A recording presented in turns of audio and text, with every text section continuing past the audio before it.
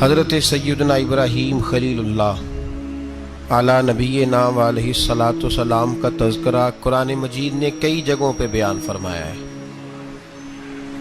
نبی پاک صلی اللہ تعالی علیہ وسلم نے ارشاد فرمایا کہ میں ملت ابراہیم پہ ہوں۔ حضرت ابراہیم علیہ الصلاۃ والسلام کے سیرت کو، سوانح کو، ان کی زندگی کے واقعات کو قرآن مجید نے متعدد مقامات پہ بیان کیا ہے۔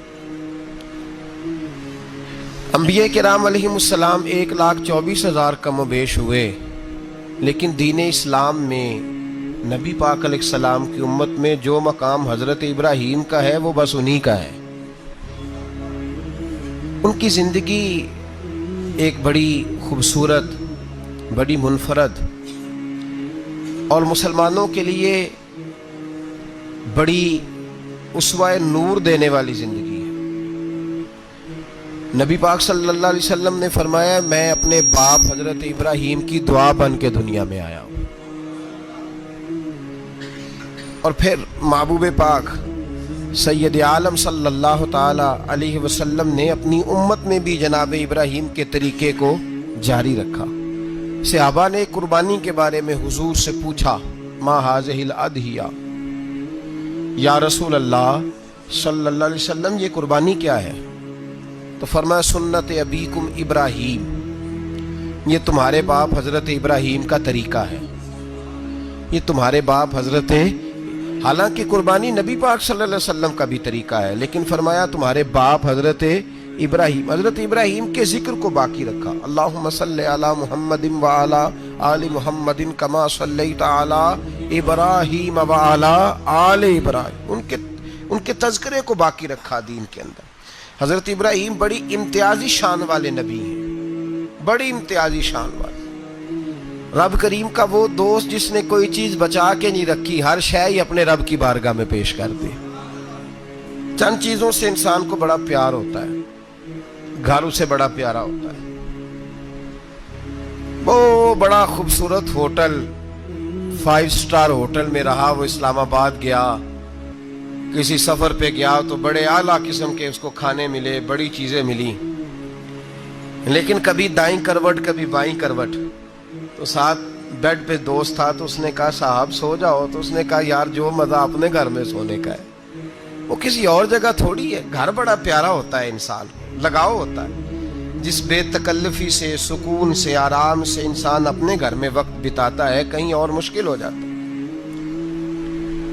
دوسرا، انسان کو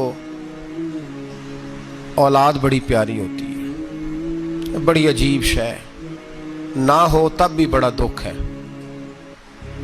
اور ہونے کے بعد بھی اس کی بڑی آزمائشیں، یہ بڑی ایک میٹھی چیز ہے۔ اولاد ایک بڑا عجیب سا میوہ ہے، پتہ نہیں یہ کس انجیکشن کا نام ہے کہ چھاتی پر چڑھ جائے تو اللہ سکون عطا فرما دیتا ہے، پتہ نہیں کس ٹھنڈی دولت کا نام رب کریم نے اولاد رکھا ہے، بڑی پیاری ہوتی ہے اولاد۔ پھر تیسری چیز انسان کی اپنی جان ہے، اور یہ اتنی قیمتی شے ہے کہ اللہ کریم نے فرمایا کہ اگر تیری گردن پہ کوئی آدمی پستول رکھ کے، تلوار تیرے گلے پہ رکھ کے کہے نہ کہ رب کا انکار کر دے ورنہ مار دوں گا، تو فرمایا وقتی طور پہ میری ذات کا انکار کر پر جان بچا جا۔ اگر تو مرنے کے قریب ہو گیا ہے اور حرام شے کھائے بغیر تو بچ نہیں سکتا، مر جائے گا، تو فرمایا چل تو اس طرح کر حرام کھا کے جان بچا، پر جان بچانا فرض ہے، ضروری ہے۔ وطن بڑا پیارا، اولاد بڑی پیاری، جان بڑی پیاری، پر حضرت ابراہیم سے رب کریم نے فرمایا چل ابراہیم کوئی چیز دے، تو کہا یا اللہ تینوں ہی تیرے نام پہ قربان کرتا ہوں، تیری ہوئی ساری، ہر شے تیری۔ حضرت ابراہیم نے دین کے لیے، آپ شہر بابل کے قریب پیدا ہوئے تھے، وہاں سے مصر آئے، مصر سے فلسطین آئے، اور فلسطین سے آ کر کے کعبہ آباد فرمایا۔ زندگی سفروں میں گزری، سفر ایک تکلیف والی چیز ہے، پر حضرت ابراہیم نے وطن چھوڑ دیا، گھر چھوڑ دیا۔ جان بڑی عزیز ہوتی ہے اصل میں نا، جب انسان جد و جہد کرتا ہے نا دین کے لیے تو اس کے راستے میں بڑی چیزیں آتی ہیں، کبھی اولاد، کبھی گھر، کبھی باہر، کبھی حکومتیں، کبھی سیاستیں، کبھی چدراہٹیں، اس کے راستے میں بڑا کچھ آتا ہے اور اسے ہر چیز کو فیس کرنا پڑتا ہے. گھر کے اندر بھی جنگ ہوتی ہے اور گھر کے باہر بھی لڑائی ہوتی ہے. یہ آسان ہے ہی نہیں. ہم تو خیر ہتھیار چھوڑ کے پھینکنے والے لوگ ہیں، ہم بھولے بھالے لوگ ہیں. ہم کہتے ہیں میں نے تو کہا تھا مہندی نہ کرو، پر بیٹے نہیں مانے، بھولے جو ہوئے. اسی طرح حالانکہ اگر وہ بیٹا کہے نا کہ ابا جی لاؤ زندگی میں سارا کچھ میرے نام کرو، تو پھر ہم بھولے نہیں ہوتے اور اس وقت ہم تیز ہوتے ہیں، کہتے ہیں یہ کیسے ہو سکتا ہے، ہاتھ کاٹ کے دے دوں. اس وقت نہیں. دین کے معاملے میں بھولے ہوتے ہیں. بیٹا بد مذہب کے پاس جا رہا ہے تو اس وقت ہم بھولے بھالے ہیں، کوئی عرض نہیں. لیکن اگر وہ اپنی پسند کی شادی کرے ہمیں کراس کر کے، پھر ساتھ ہی ہم تیز ہو جاتے ہیں. تو حضرت ابراہیم نے جب دین کے لیے نکلے تو جد و جہد کی، گھر کے اندر بھی گھر کے باہر بھی. آپ کے والد کا نام طارق ہے، وہ توحید پرست تھے، ایماندار تھے، پرہیزگار تھے. آپ کے چچا کا نام آزر ہے، وہ بت پرست تھے، بت بیچا کرتے تھے. حضرت سیدنا ابراہیم علیہ السلام جب میدان عمل میں نکلے تو حضرت ابراہیم علیہ السلام نے اپنے گھر سے جہاد شروع کیا. لڑنا پڑا. گھر کے اصولوں سے چچا نے جو رواج بنائے ہوئے تھے اس رواج سے ٹکرائے. فرمایا میں اپنے گھر کے اندر یہ بت پرستی نہیں ہونے دیں گا. چچا کو ایک دفعہ نہیں، بار بار 100 دفعہ سمجھایا. آپ کا چچا بت بنا کے بیچا کرتا تھا. حضرت ابراہیم علیہ السلام تھوڑے بڑے ہوئے تو کہنے لگا کہ چلو میرے ساتھ، تم بھی بت بیچنے ہیں، ہمارا کاروبار ہے. حضرت ابراہیم ساتھ نکلے تو بت پکڑا ہے. گندے پانی کے اندر اس بت کو ڈبوتے ہیں، کہتے ہیں کسی نے خریدنا ہے تو خرید لو، نہ یہ نفع دے سکتا ہے نہ نقصان دے سکتا ہے. جو اپنا آپ نہیں بچا سکتا تمہیں کیا بچائے گا، خریدنا ہے تو خرید لو. چچا کہنے لگا تو کاروبار چمکا رہا ہے کہ تباہ کر رہا ہے. گھر میں بڑے معاملات خراب ہوئے، جھگڑے ہوئے، لیکن حضرت ابراہیم علیہ السلام ایک منٹ کے لیے بھی اپنے گھر کے اندر بھی کمپرومائز کرنے کو تیار. یہ تھوڑا مشکل میں نے پہلو چھیڑ دیا ہے، یہ تھوڑا مشکل پہلو چھیڑ دیا ہے. بڑا سمجھدار آدمی ہے پر بیوی سے پردہ نہیں کرا سکتا. سیانا ہے، پنچایت کا بندہ ہے، جو اس سے آپ کہیں گے وہ بات یہ سنائے گا، لیکن کہتا ہے نہیں جی میں نے کوشش کر لی ہے. کس قسم کی کوشش ہے صاحب، یہ کیسے ہو گیا؟ حضرت ابراہیم علیہ السلام نے گھر کے اندر سے فرمایا نہیں کرنے دوں گا. گھر کے اندر بھی ٹکرائے. فرمایا تم جو بھی ہو، پاش کیا چچا کے اصولوں کو. اور باہر جب نکلے تو صرف علاقے کے چیئرمین سے نہیں ٹکرائے، ایم پی ایم این اے وزیر مشیر سے نہیں ٹکرائے. سپر پاور نمرود دنیا کا واحد حکمران تھا اس وقت، دوسرا کوئی حکمران ہی نہیں تھا. اکیلے حکمران سے جا کر ٹکرائے. کوئی ساتھ فوج نہیں تھی، کوئی ساتھ ان کے طاقت بظاہر دنیا داری کی کوئی نہیں تھی، پر حضرت ابراہیم جا کے ٹکرائے. اور میرے رسول پاک صلی اللہ علیہ وسلم نے سند بیان کی. فرمایا افضل الجہاد کلمۃ الحق عند سلطان الجابر. فرمایا سب سے افضل جہاد یہ ہے کہ تو ظالم بادشاہ کے سامنے کھڑے ہو کے حق بات بیان کر دے. یہ سب سے بڑا جہاد ہے، یہ سب سے افضل الجہاد کلمۃ الحق عند سلطان الجابر، سب سے بڑا جہاد. حضرت ابراہیم کھڑے ہو گئے، سپر پاور سے ٹکرائے. یہاں ہم لوگ حکمتوں کا شکار ہیں، دیکھیں گے، کریں گے، سوچیں گے. اور مولوی صاحب کو ویسے کہتے ہیں آپ پرہیز کریں سیاسی باتوں سے. بھئی اللہ کے ہر نبی نے جا کے وقت کے ظالم حکمران کو لتاڑا ہے، للکارا ہے. یہ تو مشن انبیاء ہے. حضرت سیدنا ابراہیم علیہ السلام نے جو اس کو جا کے کہا کہ تو جھوٹ بولتا ہے، تو جھوٹا ہے، تو خدائی کا دعویٰ کرتا ہے، تو بہت بڑا ظالم ہے. اور قرآن مجید نے اس ساری بات کو بیان فرمایا. حضرت ابراہیم علیہ السلام سے کہنے لگا میں رب ہوں. تو آپ نے فرمایا میرا رب تو وہ ہے جو زندہ کرتا اور مارتا ہے. تو پھر آپ حق بات بیان کریں گے تو اللہ مارے گا کہ بندہ مارے گا؟ کچھ بھی نہیں ہوتا، کیونکہ زندگی موت کس کے ہاتھ میں ہے؟ اللہ کے ہاتھ میں. زندگی موت اللہ، کچھ بھی نہیں ہوتا. انسان صحیح سمت کا تعین کرے اور صحیح چلے. حضرت علی شیر خدا سے کسی نے کہا تھا کہ آپ کے بڑی دشمنی ہے، کوئی محافظ رکھ لیں. آپ فرمانے لگے موت خود بہت بڑی محافظ ہے، وقت سے پہلے آتی ہی نہیں. بڑی محافظ ہے وقت سے پہلے. علامہ نورانی رحمت اللہ تعالی علیہ کراچی جیسے شہر میں رہا کرتے تھے، جہاں گام گام پہ خطرہ تھا. लोगों ने कहा हजरत इतने बड़े लीडर हो, आपकी जमात की 62 सीटें हुई कौमी असेंबली में, एक ऐसा वक्त भी आया तो कोई एक आदमी बंदूक वाला, आप फरमाने लगे मुझे जरूरत ही नहीं, इसलिए कि जिस खुदा रसूल के लिए मैं निकला हूं वो खुद ही हिफाजत करने वाले हैं, जरूरत नहीं इन चीजों। तो भाई हजरत इब्राहिम टकराए और आपका अंदाज क्या है? जाके कहा कि तू नहीं, खुदा वो है जो जिंदा करता। और उसने एक बेवकूफों जैसी दलील दी।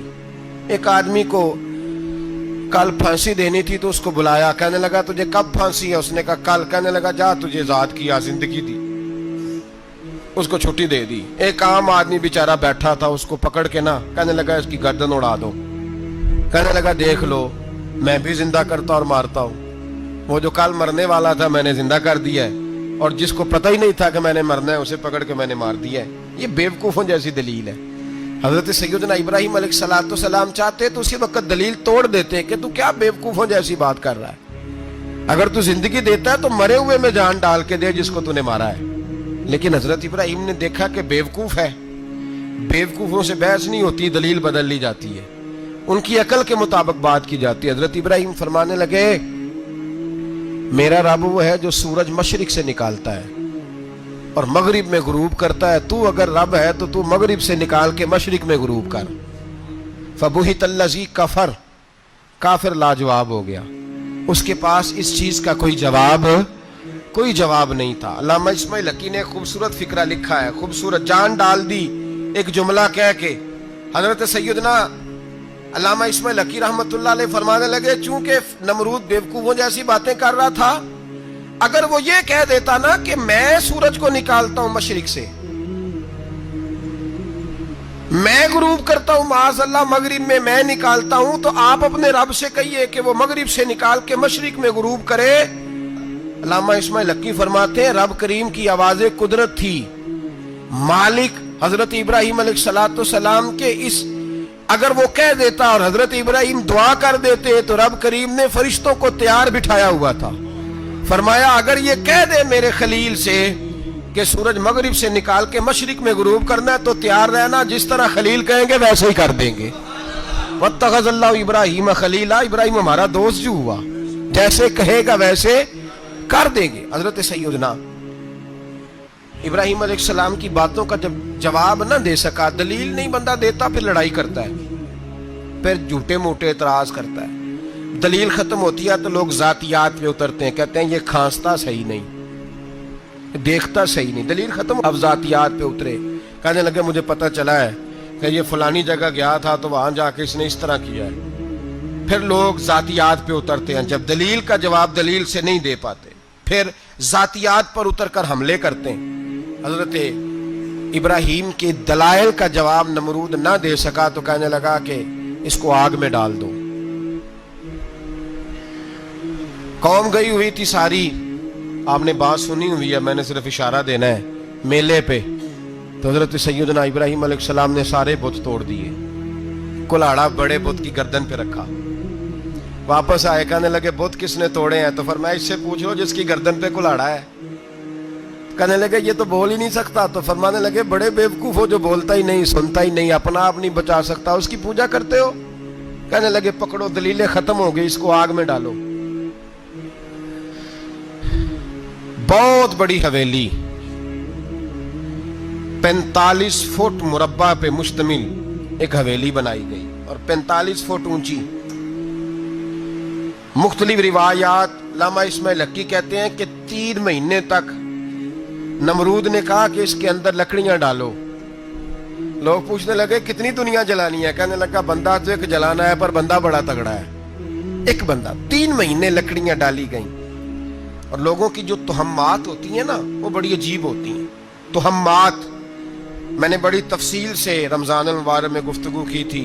बदशगुनी, तुहम्मात लोग लेते हैं, उस वक्त भी लोग तुहम्मात का शिकार हो गए। अकीदा बिगड़ जाता है तो वो अजीबो गरीब बातें करने लगता है, तुहम्मात का शिकार हो गए। बीबियां नजर मानती, मैं बीमार हूं, अगर सही हो गई तो इतने मन लकड़ी दूंगी हजरत इब्राहिम की आग जलाने के लिए। एक औरत लेके जा रही है लकड़ियां, तो एक नेक दिल आदमी ने उससे पूछा कहां जा रही हो? कहने लगी मैंने मन्नत मानी थी तो हजरत इब्राहिम अलैहिस्सलाम को माज़ अल्लाह जलाने के लिए लकड़ियां लेके जा रही हूँ, तो वो रब करीम के बंदे कहने लगे तू ढूंढती रहेगी, तुझे वो जगह मिलेगी नहीं। वो बीबी कई महीने घूमती रही, जगह ही नहीं मिली जहां लकड़ियां डालनी, मारी गई।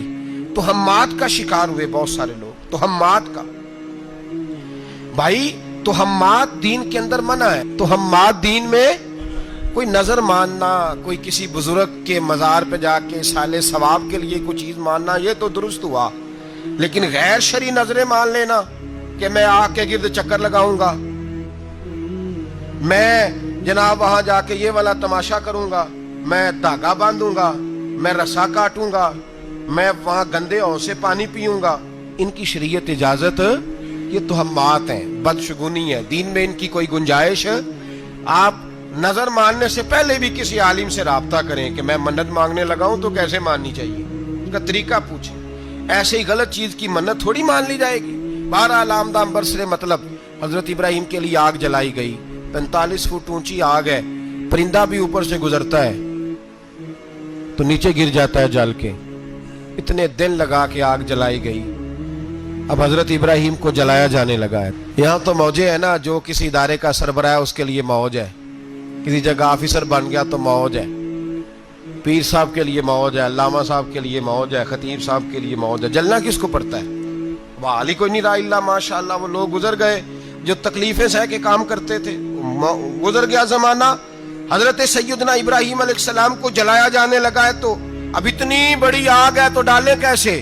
शैतान ने तजवीज दी कि मंजनीक बनाओ, मंजनीक, बड़े बड़े बांस बांध के उनके नीचे रस्सा बांधो। वो जिस तरह झूलने के लिए झूला बनाया जाता है, इस तरह एक मंजनीक पुराने जमाने में उसमें पत्थर रख के फेंके जाते थे दुश्मनों पे। वो मंजनीक बनाई गई कि दूर से हजरत इब्राहिम को फेंकेंगे। हाथ हजरत इब्राहिम के बांध दिए, पांव मुबारक बांध दिए, पूरी जमीन पे एक नाम लेने वाला खुदा का, और उसको आज रस्सियों में जकड़ा हुआ है। जब फेंका जाने लगा ना आग में, हूरें रोने लगी, फरिश्ते तड़पने लगे, ए अल्लाह ये क्या होने लगा है? एक तेरा खलील और वो भी आग में।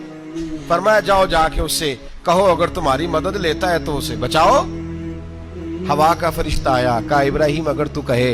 ओ भाई इन चीजों को कहानी समझ के ना सुना करें, ये दास्तान नहीं, ये वो तरीके हैं जो हमारे रसूल ने हमें अपनाने का हुक्म इरशाद फरमाया है।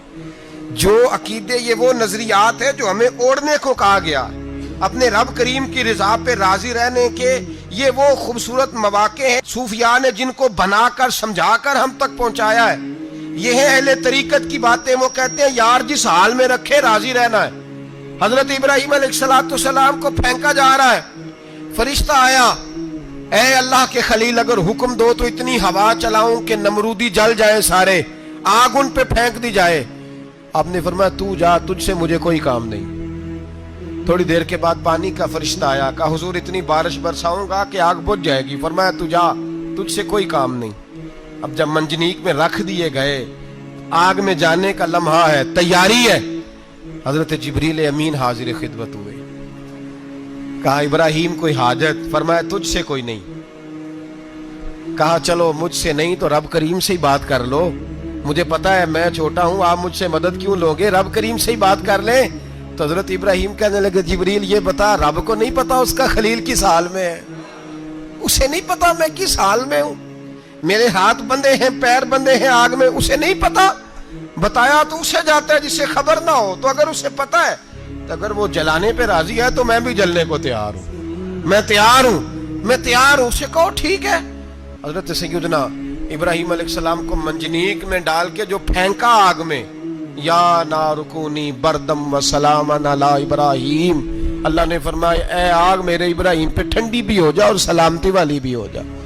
हजरत इब्राहिम को दो फरिश्तों ने बिठा दिया जमीन पे, फूल खिले हैं, कौंपले महक रही हैं, कलियां खुशबू दे रही हैं। हजरत इब्राहिम ने सर सजदे में रख दिया, सुबहान अल्लाह वल्हम्दुलिल्लाह वला इलाहा इल्लल्लाह वल्लाहु अकबर। हजरत इब्राहिम अल्लाह की तस्बीह पढ़ने लगे, रब करीम का शुक्र बजा लाने लगे। निकले वहां से, कुछ दिन गुजर गए, निकले, हुक्म हो गया इब्राहिम इलाका छोड़ दो। हजरत इब्राहिम अलैहिस्सलाम वहां से निकल के मिस्र आए, चचा के पास ठहरे। انہوں نے اپنی بیٹی جناب سارہ کا نکاح کر دیا. کچھ آگے بڑھے تو ایک ظالم بادشاہ سے ٹکرائے. اس نے ایک شہزادی ایک بادشاہ کی بیٹی قید کی ہوئی تھی, جناب ہاجرہ نام تھا. ان کو قید سے چھڑا کے ساتھ لائے. حضرت لوط علیہ السلام بھی ساتھ. یہ 4 لوگوں کا قافلہ چلا. فلسطین میں جا کے پڑاؤ ڈالا, گھر بار چھوڑا, تبلیغ شروع ہوئی. حضرت ابراہیم کے گھر میں 2 خواتین ہیں, ایک آپ کی بیوی ہیں, ایک حضرت ہاجرہ ہے. اولاد کوئی نہیں. بڑا میوہ ہے میٹھا. گھر وہی آباد ہوتا ہے جس میں بچے روتے ہیں.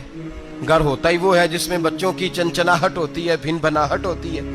حضرت ابراہیم نے ایک بچہ روتے ہوئے دیکھا تو آنکھوں میں آنسو آئے. کہنے لگے ربی حب لی من الصالحین, یا اللہ مجھے بھی نیک اولاد عطا کر دے. حضرت سارہ نے سن لیا.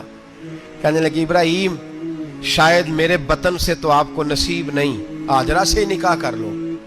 جناب ہاجرہ سے نکاح ہوا. اللہ تو بڑا بے نیاز ہے. رب کریم نے حضرت اسماعیل جیسا خوبصورت بیٹا عطا فرمایا. بیٹا کالا سیاہ بھی ہو تو سینے کی ٹھنڈک ہوتا ہے, پر یہ تو وہ بیٹا ہے جس کی پیشانی میں نور محمدی چمکتا ہے صلی اللہ علیہ وسلم. حضرت سیدنا اسماعیل علیہ اتنے خوبصورت. اب جس بیوی کے ہاں بیٹا تھا, بیٹھنا اٹھنا بھی زیادہ اس کے پاس, آنا جانا بھی اس کے پاس, توجہ ادھر ہو گئی. جناب سارہ رشک کرنے لگی. ایک دن کہنے لگی اسے چھوڑا جنگل میں, وادی غیر ذی زرع, مکے کے پاس. بھائی ایک بیٹا عالم دین بنا لو. کہنے لگا روٹی کہاں سے کھائے گا؟ تیرے 5 بیٹے ہیں, کو حافظ قرآن بنا. کہتے روٹی کہاں سے کھائے گا؟ وہ بچہ بھی کہتا ہے میں کہاں سے کھاؤں گا. حضرت ابراہیم علیہ السلام تو چند مہینے کا بچہ چھوڑ آئے, تو کہاں سے روٹی کھائی حضرت اسماعیل نے؟ کہاں سے کھائی ان کی اماں نے روٹی؟ بھوکے مر جاتے ہیں یہ سارے. میں بڑی ذمہ داری سے کہا کرتا ہوں کہ جتنی خوبصورت روٹی اللہ کریم دین کے خادموں کو عطا کرتا ہے شاید کسی اور کے نصیب ہوتی ہو, لیکن ہم لوگ توجہ ہی نہیں کر رہے. ہمارا ذوق ہی نہیں بن رہا.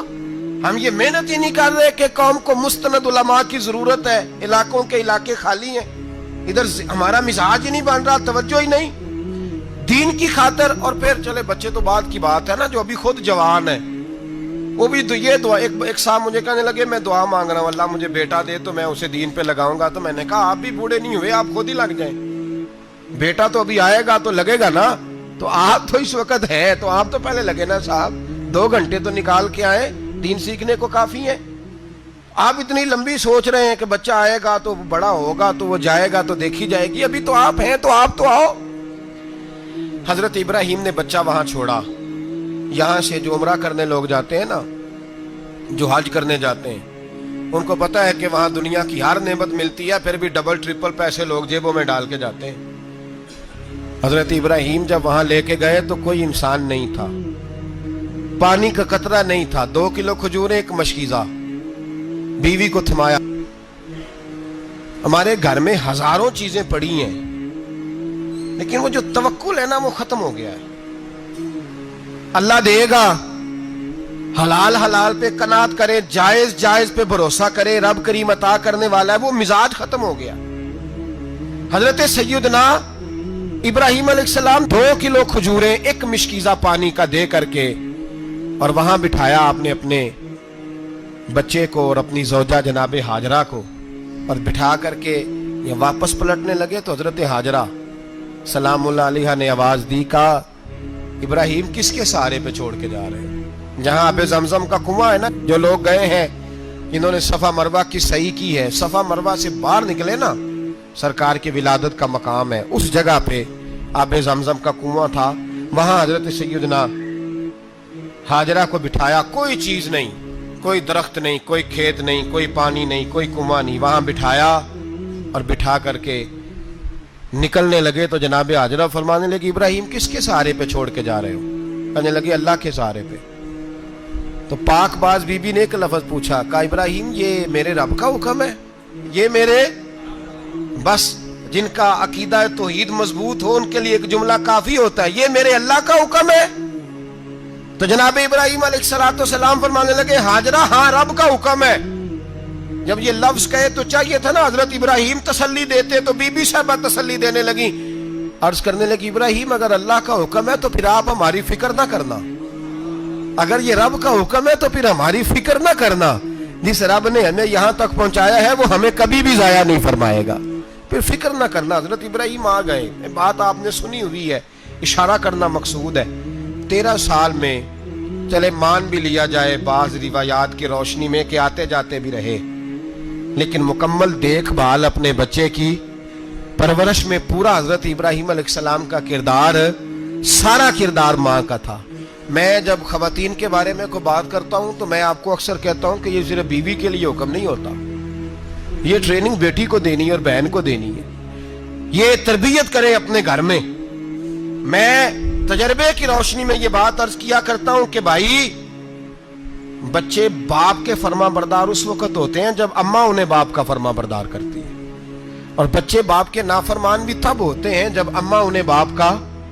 میں نے اپنے کانوں سے سنا ایک دفعہ ایک بچہ اپنے باپ سے کہہ رہا ہے آپ نے تو ساری زندگی باہر گزار دی, پیسے کمانا کون سا مشکل کام ہے, دکھ سکھ تو سارے اماں نے برداشت کیے, سکولوں میں وہ جاتی تھی, فلانا کام وہ کرتی تھی, فلانا کام. اب یہ سوچ اس کی ذاتی تو نہیں, یہ اس کو دی گئی ہے. اور اگر اس کو یہ سوچ دے دی جائے کہ اماں کہے کہ میں تو اپنوں میں رہی ساری زندگی, میں نے تو اپنوں میں وقت گزارا, اور تیرا باپ تو کئی دفعہ جنازے بھی نہیں پڑھ سکا, اس نے تو ماں باپ ایسے دفن کر دیے, وہ اگر یہ سوچ فراہم کرے تو پھر بچہ باپ کا فرما بردار ہوتا ہے. اور یہ والی روایتیں ہم بیوی کو سناتے ہیں, حالانکہ کس کو سنانی چاہیے بولیے؟ بہن اور بیٹی کو. بہن اور بیٹی کو سنائیں یہ باتیں, ان کو سمجھائیں تاکہ آگے جا کے وہ جو گھر ترتیب دیں وہ گھر بڑا عمدہ اور نکھرا ہوا ہو. حضرت سیدنا ابراہیم 13 سال کے بعد آئے, چونکہ گھر میں اللہ تبارک و تعالیٰ کی دوستی کا چرچا تھا, اللہ تبارک و تعالیٰ کی محبوبیت کا غلبہ تھا. 13 سال کے بعد فلما بالغ معہ سعیا, بیٹا جب اتنا بڑا ہوا کہ سال چلنے لگا تو حضرت ابراہیم نے اپنے بیٹے کو بلا کے کہا بیٹا مجھے خواب آئی ہے, میں تجھے ذبح کر رہا ہوں, تیری کیا رضا ہے؟ تو حضرت اسماعیل کہنے لگے یا ابت افعل ما تؤمر, ابا جی اللہ جیسے حکم دیتا ہے میرے ساتھ ویسے ہی کریں, جیسے اللہ حکم دیتا ہے ویسے ہی بولیے ویسے ہی کریں. حضرت حاجرہ کو کہا کہ ایک دوست نے دعوت کی ہے تو وہاں جا رہے ہیں. بی بی مطمئن ہے, تفصیلات کی ضرورت نہیں, ختم بات, اعتبار ہے, مطمئن ہو گئی. شیطان پیچھے سے آیا اماں کے پاس, ذرا تھوڑی دیر کے لیے تصور جمائیے, یہاں تو پڑوسن آ کے کوئی بات بتا دیتی ہے خاوند کے بارے میں تو کئی مہینے جھگڑا جاری رہتا ہے, پڑوسن محلے دار. شیطان نے آ کے بتایا لفظ کیا ہے, کہا حاجرہ تمہیں پتا ہے کہاں جا رہے ہیں؟ کہا دوست کی دعوت میں. تو کہنے لگے دوست کون ہے؟ رب کریم. اور ابراہیم کا خیال ہے کہ اس رب نے مجھے حکم دیا ہے کہ میں ذبح کروں. تو حضرت حاجرہ کہنے لگی کبھی باپ بھی بیٹے ذبح کرتے ہیں؟ تو شیطان کہنے لگا ان کا خیال ہے کہ ان کے رب نے حکم دیا ہے. تو جناب حاجرہ فرمانے لگی اگر رب نے حکم دیا تو پھر تو مجھے شیطان لگتا ہے, تو مجھے شیطان لگتا ہے. کا کیا مطلب؟ فرمانے لگی اگر رب کریم کا حکم ہے تو میرے پاس ایک اسماعیل ہے, اگر 1000 بھی ہوتے میں سارے اللہ کے راستے میں پیش کر دے دیتی. مالک کا ہی تو ہے سارا کچھ, اسی کا ہے, اس میں لیت اللہ کی کیا گنجائش. حضرت سیدنا ابراہیم علیہ السلام نے بیٹے کے حلق پہ چھری رکھ بھی دی اور چھری چلا بھی دی, رکھ بھی دی, اور وہ تو اللہ کریم نے فرمایا یا ابراہیم قد صدقت الرؤیا, ابراہیم تو نے خواب سچا کر دکھایا, وہ قیامت تک تیرا نام رہے گا. حضرت ابراہیم نے وطن بھی دیا, جان بھی دی, بیٹا بھی, اللہ کریم نے دمبے دیے, فرمایا یہ فدیہ ہے. اب یہ قربانی قیامت تک حضرت ابراہیم کے طریقے کے مطابق جاری ہے. حضرت ابراہیم بہت بڑے مہمان نواز تھے, بہت بڑے. آپ جب مصر میں قیام تھا تو بڑے بڑے لمبے چوڑے لنگر پکتے تھے, لوگ آیا جایا کرتے تھے, بڑا تفصیل کے ساتھ کھانا ہوتا تھا. مہمان نوازی آپ کی خاص صفت مبارکہ ہے. ہمارے ہاں بھی مہمان نوازی ہوتی ہے امیروں کی, بلکہ اب تو مہمان نوازی اس طرح کی ہے کہ کل تیری میرے پاس دعوت ہے اور پرسوں میری تیرے پاس ہے. وہی امیروں میں وہ چکر رہتا ہے, پارٹیاں دوست ایک دوسرے کو ڈالتے ہیں, تیری طرف پارٹی تیری طرف. اور اسی انداز میں اب یہ عید آئے گی نا, ٹکا پارٹیاں ہوں گی جگہ جگہ, اور لوگ سوال پوچھنے لگے ابھی سے, کہتے ہیں قربانی کا کتنا گوشت گھر رکھنا جائز ہے, قربانی کا کتنا گوشت گھر رکھنا جائز ہے؟ سارا ہی جی. اس لیے فریزر لے لے, فریج سے نہیں کام چلے گا. سارا ہی جہاز گھر رکھنا سارا ہی جائز ہے، رکھ لیں۔ او خدا کے بندے، قربانی وہ بندہ دیتا ہے جو سارا سال ہی گوشت کھاتا ہے۔ صحیح کہہ رہا ہوں؟ قربانی صاحب نصاب، صاحب استطاعت بندہ دیتا ہے نا، تو وہ سارا سال ہی گوشت، تو سارا گھر میں رکھنا بھی جائز ہے، لیکن سارا دے دینا بھی۔ تو جو آ رہی ہے اس پہ کیوں توجہ کرتے ہو؟ جو دوسرا جائز ہے اس پہ کیوں نہیں عمل کرتے؟ سارا تقسیم کر دیں، بات ختم ہوئی۔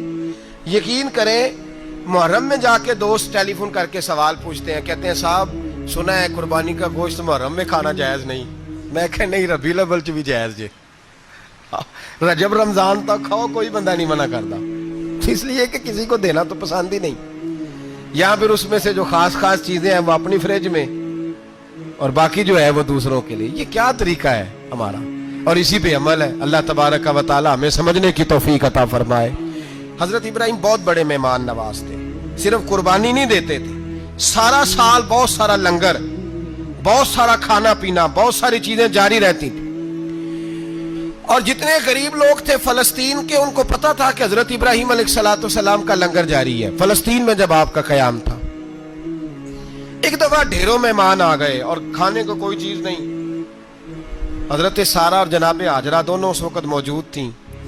وہ کہنے لگی ابراہیم بہت سارے مہمان آ گئے تو کیا کریں؟ جناب سارہ کہنے لگی کس طرح کر کے ان کی مہمان نوازی کرنی؟ اور حالات یہ ہیں کہ قحط پڑا ہوا ہے فلسطین میں، مصر میں، دور دراز علاقوں میں۔ تو حضرت ابراہیم کہنے لگے یہ اللہ کے مہمان ہیں اور ہمیں رب کریم کا بندہ سمجھ کے آ گئے، اللہ ہی بندوبست کرے گا۔ فرمانے لگے میرا مصر میں ایک دوست ہے، وہ قحط کے دنوں میں غلہ جمع کر لیتا ہے، میں اس کی طرف پیغام بھیجتا ہوں، مجھے امید ہے وہاں سے غلہ ملے گا۔ 2 3 5 اونٹ والے غلام بلائے اور ان کو کہا کہ جاؤ غلہ لے آؤ مصر کے دوست سے۔ وہ لوگ کہتے ہیں ہم غلہ لینے گئے، وہاں جب پہنچے تو حضرت ابراہیم خلیل اللہ علیہ السلام کا پیغام دیا تو آپ کا وہ دوست کہنے لگا غلہ تو بے شمار تھا، مجھے خبر نہیں تھی کہ حضرت ابراہیم کا پیغام آئے گا، تو میں تو سارا تقسیم کر چکا ہوں، لوگ لے گئے، اب تو کوئی شے نہیں۔ اب وہ خالی آ گئے 5 کے 5 اونٹ۔ جب خالی آئے تو حضرت ابراہیم کی حویلی کی دیواریں چھوٹی چھوٹی تھیں۔ ان غلاموں میں سے، خادموں میں سے، آپ کے ان چاہنے والوں میں سے ایک کہنے لگا یار وہ غریب تو انتظار کر رہے ہوں گے کہ غلہ لینے گئے ہیں، ہمیں روٹی ملے گی۔ چھوٹی چھوٹی دیواریں ہیں، وہ جب دیکھیں گے نا خالی آ گئے تو انہیں تکلیف ہوگی، اس طرح کرو بوریوں میں ریت بھر لیتے ہیں، ریت بھر کے لے جاتے ہیں، بعد میں اندر رکھ کے انہیں سمجھا بہلا لیں گے یا حضرت ابراہیم کو بتائیں گے، وہ خود ہی ان لوگوں کی دلجوئی فرمائیں گے۔ اب غلہ کی جگہ ریت بھر کے اونٹوں پہ رکھ کے لائی گئی، لا کے بوریاں جب رکھ دی گئیں، حضرت ابراہیم علیہ السلام دوپہر کے وقت آرام فرما رہے تھے، بی بی سارہ اٹھی، کہتی ہیں جب میں نے دیکھا نا کہ بوریاں پہنچ گئی ہیں تو گئی، غلام کو ساتھ لیا اور اس کو جب کھولا نا تو کہتی اتنی حسین گندم میں نے پہلے کبھی دیکھی نہیں تھی، اتنا پیارا دانہ میں نے کبھی ملاحظہ ہی نہیں کیا تھا۔ فرماتی ہیں جب اس کو پیس کر چکی میں روٹیاں پکائیں تو خوشبو دور دور تک پھیل گئی، اعلیٰ غذا بنی، بڑے بڑے کھانے بیویوں نے مل کے پکائے، چن دیے گئے۔ حضرت ابراہیم اٹھے تو لوگ کھانا کھا رہے، سجدہ شکر ادا کیا، اور جب سجدے میں گئے تو وحی آنے لگی، پھر رونے لگے۔ جب پلٹ کر باہر تشریف لائے تو جناب سارہ کہنے لگی ابراہیم تمہارا مصری یار بڑا اچھا ہے، اس نے اتنی اعلیٰ گندم بھیجی ہے کہ اتنی تو میں نے پیاری گندم کبھی دیکھی نہیں۔ جناب ابراہیم مسکرائے، فرمانے لگی سارہ یہ مصری یار نے نہیں بھیجی، یہ میرے عرشی یار نے بھیجی ہے، یہ میرے عرشی یار نے بھیجی ہے۔ بھائی مہمان نوازی مزاج تھا، ہاتھ لٹا دینا مزاج تھا، دوسروں کی اشکشوئی مزاج تھا۔ حضرت ابراہیم علیہ السلام کا طریقہ ہے قربانی، حضور نے ان کا طریقہ بیان کیا۔ اگر سال کے بعد قربانی دینا ان کا طریقہ ہے تو سارا سال غریبوں کو روٹی دینا بھی حضرت ابراہیم کا طریقہ ہے، سارا سال غریب کی نوکری کرنا یہ بھی حضرت ابراہیم کا طریقہ ہے، بھوکے کو کھانا کھلانا یہ بھی۔ میرے مصطفیٰ کریم سید عالم صلی اللہ علیہ وسلم سے صحابہ نے پوچھا حضور بہترین مسلمان کون ہے؟ بہترین مسلمان؟ تو حضور نے فرمایا جو سلام لینے میں پہل کرے اور غریب کو روٹی کھلانے میں سب سے اچھا ہو، وہ بہترین مسلمان ہے، زبردست مسلمان۔ ہمارے ہاں دعوتیں ہوتی ہیں تو امیروں کی، افطاریاں ہیں تو امیروں کی، اور میرے مصطفیٰ کریم علیہ السلام نے فرمایا بدترین دعوت ہے جس میں امیر بلائے جائے غریب نہ بلائے جائے، وہ بدترین دعوت۔ حضرت ابراہیم کا طریقہ رہا ساری زندگی مہمان نوازی. اور دوسرا ان کا مزاج تھا, اللہ سے پیار ہو گیا تھا نا. جب رب کریم سے محبت ہوتی ہے نا, اور محبت کا احساس ہوتا ہے دل میں, پھر سجدے لمبے ہوتے ہیں. عام آدمی تو نماز بھی نہیں پڑھ سکتا, جس سے خدا سے محبت ہوتی ہے وہ تہجد بھی نہیں چھوڑ سکتا. وہ یہ محبت کی بات ہے نا, جس کو پیار ہوتا ہے اس کی تہجد بھی ہے, اس کی اشراق بھی ہے, چاشت بھی ہے, اس کے عمرے بھی ہیں, اس کے حج بھی ہیں, اس کے بار بار کعبۃ اللہ کے دیدار بھی ہیں. یہ محبت الہی ہے, جوش مارتی. ان لوگ سجدہ کرتے ہیں تو اٹھتے ہی نہیں. اللہ کے بندوں سے پیار کرتے ہیں, اللہ کی. حضرت ابراہیم کو رب کریم سے اتنی محبت تھی, اتنا پیار تھا کہ وہ آپ کی زندگی کے ہر پہلو سے چھلکتا تھا. ایک وقت ایسا آیا کہ اللہ تعالیٰ نے حضرت ابراہیم کو بہت زیادہ مال عطا فرمایا. اتنے اونٹ گنے نہیں جاتے, گائیں اتنی زیادہ کہ شمار نہیں ہوتی, بکرے بکریاں اتنی زیادہ کہ شمار, بہت زیادہ مال اللہ نے عطا فرمایا. اور ابھی کچھ عرصہ پہلے آپ پیچھے جائیں نا, تو جو لفظ مال تھا وہ روپے پہ تو بولا ہی نہیں جاتا تھا, وہ جانوروں پہ بولا جاتا تھا. بہت زیادہ مال اللہ نے دیا, بکریاں, گائیں, اونٹ, بیل, بڑا کچھ. تو رب کریم نے فرشتوں سے فرمایا کہ واتخذ اللہ ابراہیم خلیلا, ابراہیم میرا دوست ہے. تو فرشتے کہنے لگے یا اللہ جسے اتنا کچھ دیا جائے اس نے دوست تو بننا ہی ہوتا ہے, تو نوازا ہی بڑا ہے, اتنا مال, اتنے کھیت کھلیان, اتنا کچھ. اللہ کریم نے فرمایا جاؤ آزمائش کر لو, امتحان لے لو. فرشتہ امتحان لینے پہنچ گیا. حضرت ابراہیم کے جانور چر رہے ہیں چراگاہ میں, حضرت ابراہیم بھی ہیں, غلام بھی ہیں, بہت بڑا ریوڑ ہے. آپ تشریف فرمائیں. ایک فرشتہ آیا تو کھیت میں چھپ کے بیٹھ گیا اور بلند آواز سے کہنے لگا سبحان اللہ والحمد للہ ولا الہ الا اللہ واللہ. یہ تسبیح بڑی پسند ہے, محبوب نے ان کی فضیلت بیان کی. اب وہ حضرت سیدنا ابراہیم علیہ السلام کھڑے تھے تو وہ کھیت میں بیٹھ کے تسبیح پڑھنے لگا سبحان اللہ والحمد للہ ولا الہ الا اللہ. حضرت ابراہیم کہنے لگے یہ میرے رب کا نام کون لے رہا ہے, بڑی اس کی میٹھی آواز ہے, بڑی کون ہے. ڈھونڈنے لگے, گھومتے گھومتے اس کے پاس چلے گئے, فرشتہ انسانی شکل میں. تو میرے رب کا ذکر کر رہا تھا؟ اس نے کہا میں ہی کر رہا تھا. فرمانے لگے یار ایک دفعہ پھر نہیں کرتا. تو کہنے لگا ابراہیم پہلے تو میں اپنی مرضی سے کر رہا تھا, تو کہتا ہے تو پیسے لگیں گے, پیسے ہیں تو کر دیتا ہوں. حضرت ابراہیم کہنے لگے بول تو کیا لے گا, میرے اللہ کا ذکر سنانے کا کیا لے گا. کہنے لگا جتنی بکریاں آپ چرا رہے ہیں ساری دے دے تو میں اللہ کا ذکر سنا دیتا ہوں. آپ نے فرمایا بس جا تیری ساری ہوئی, میرے رب کا ذکر سنا. اور پھر شروع ہو گیا سبحان اللہ الحمد للہ ولا الہ الا اللہ واللہ اکبر. حضرت ابراہیم علیہ السلام کیف میں, یار پھر ذرا سنا, نا علما وچ پھسا سانو, تو یار دی گل سنا سانو, ذرا دوبارہ سنا. پھر سنایا, ایک دفعہ پھر کہا. فرشتہ کہنے لگا بس جی آپ کے پیسے پورے ہو گئے. حضرت ابراہیم کہنے لگے چل ایک دفعہ اور سنا. کہنے لگا پیسے لگیں گے. تو کیا لے گا؟ کہنے لگا گائیں بھینسیں ساری میری. فرمایا بس یار اتنی قیمت, تو سنا صحیح, سارا کچھ ہی تیرا. پھر شروع ہو گیا سبحان اللہ والحمد للہ ولا الہ الا اللہ واللہ اکبر. گائیں دے دیں, بھینسیں دے دیں, وہ ذکر سناتا ہے. حضرت ابراہیم کبھی مچلتے ہیں, کبھی روتے ہیں, کبھی آہیں بھرتے ہیں. تو میرے رب کا نام لے رہا ہے, ذرا پھر سے لے. کیف جاری ہے. کہنے لگا بس بھائی. حضرت ابراہیم فرمانے لگے تو اور لے لے جو لینا ہے, مجھے ذکر سنا. اس نے کہا ابراہیم بکریاں میں لے چکا, گائے بھینسیں میں لے چکا, اونٹ رہ گئے, سارے لے لوں گا پھر ذکر سناؤں گا. فرمایا جا تیرا ہوا تو ذکر سناتا رہ, میں دیتا ہوں. دے دیا, کچھ دیر ذکر کیا تو اب خاموش ہو گیا. حضرت ابراہیم خلیل اللہ علیہ السلام فرمانے لگے ذکر سنا. کہنے لگا ابراہیم اب تیرے پاس دینے کو کیا ہے, ہر چیز تو میں لے چکا. آپ فرمانے لگے یہ گائے بھینسیں بکریاں چرانے کے لیے تجھے کوئی نوکر ملازم بھی تو چاہیے نا. تو اس طرح کر, مجھے رکھ لے, میں روٹی نہیں مانگوں گا, کھانا نہیں مانگوں گا, تو اللہ کا ذکر سناتا رہنا, میں تیرے جانوروں کی نوکری کرتا رہوں گا. حضرت ابراہیم علیہ السلام نے جب یہ کہا نا, فرشتے کی آنکھوں میں آنسو آ گئے. تر دامنی پہ شیخ ہماری نہ جائیے, ہم دامن نچوڑ دیں تو فرشتے وضو کریں. فرشتہ رو پڑا اور کہنے لگا ابراہیم مجھے سینے سے لگاؤ, آپ واقعی اس قابل ہیں کہ اللہ آپ کو اپنا دوست بنائے, واقعی اس قابل ہیں کہ رب آپ کو اپنا. حضرت ابراہیم علیہ السلام کا خدا سے محبت کرنے کا نرالا انداز. اور میرے بھائی यही मोहब्बत उन्हें मेरे मुस्तफ़ा से भी थी।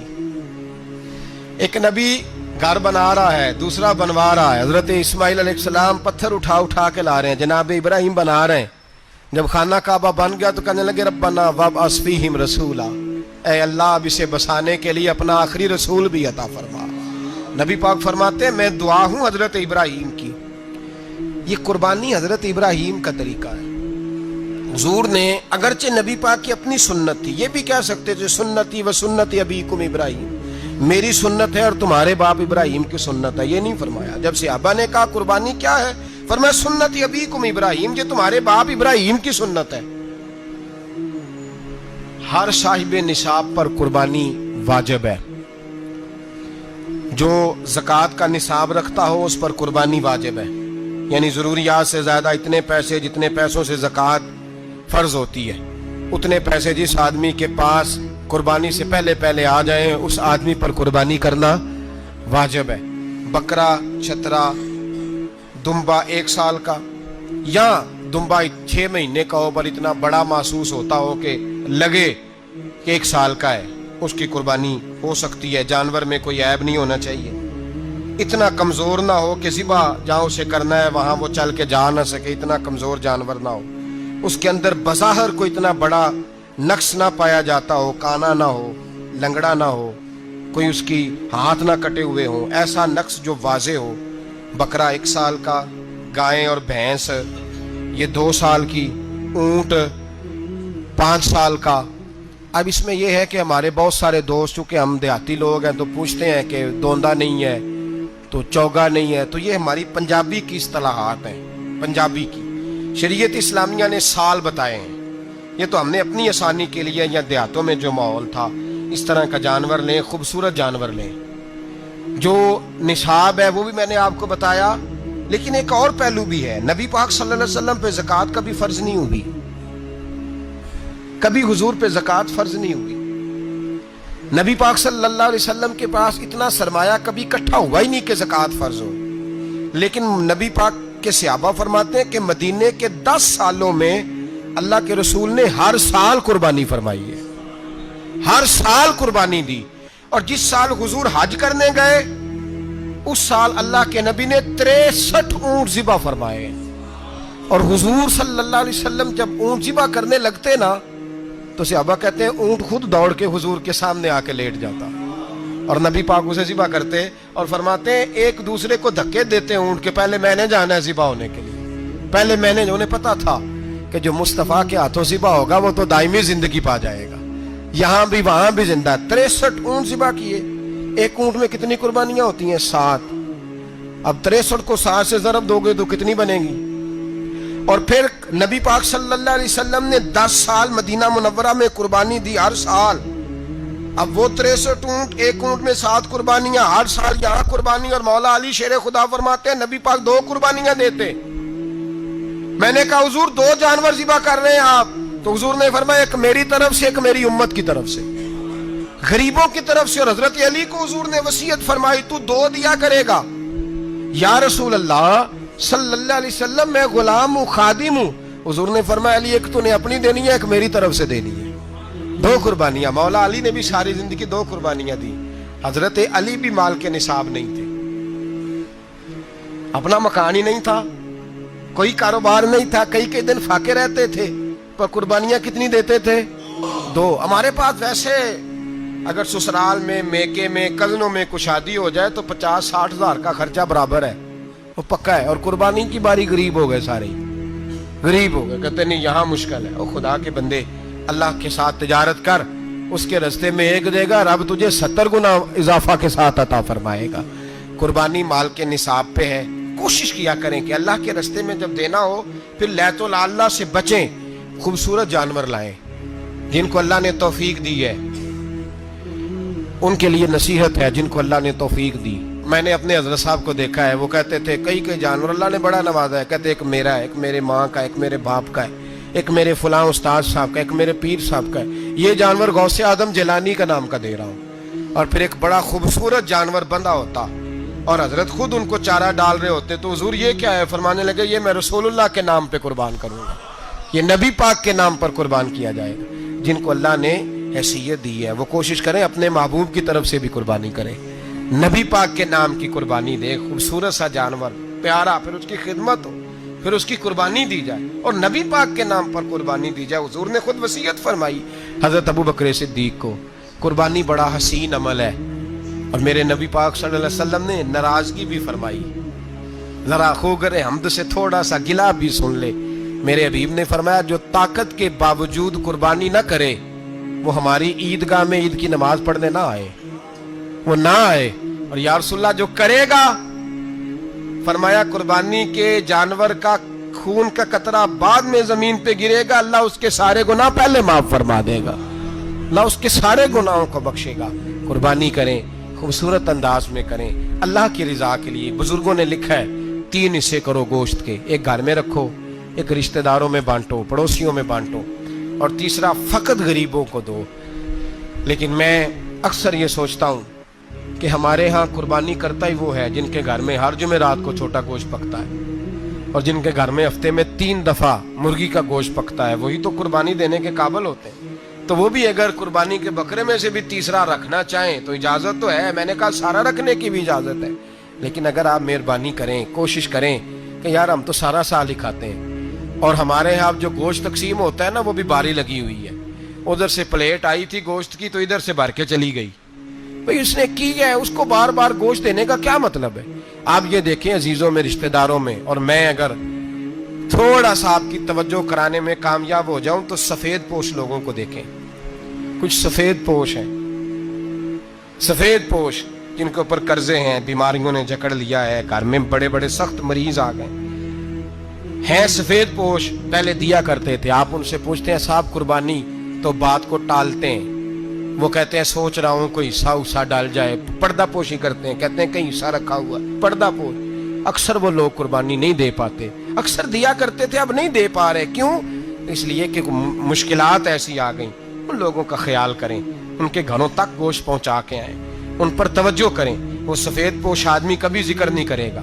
कुछ तो ऐसे हैं जो खुद पहुंच जाते हैं कि हमें गोश्त दिया जाए, लेकिन कुछ सफेद पोश हैं, ला यसअलून अन्नास इल्हाफा, अल्लाह फरमाते कुछ लोग लिपट लिपट के सवाल नहीं करते, सफेद पोशी का भरम रखते हैं, का मिजाज नहीं। उनकी तरफ देखें, अपने रिश्तेदारों को देखें, खास कर उन रिश्तेदारों को देखें जिनका आपको पता है कि गरीब हैं, मजबूर हैं, उनके घरों में गोश्त भेजें। गरीब बेटियों, गरीब बहनों का ख्याल करें, उस तरफ मुतवज्जे हों, उनके साथ उसने सलूक करें, उस तरफ आप लोग ख्याल करें। अल्लाह हमें समझने की तौफीक अता फरमाए।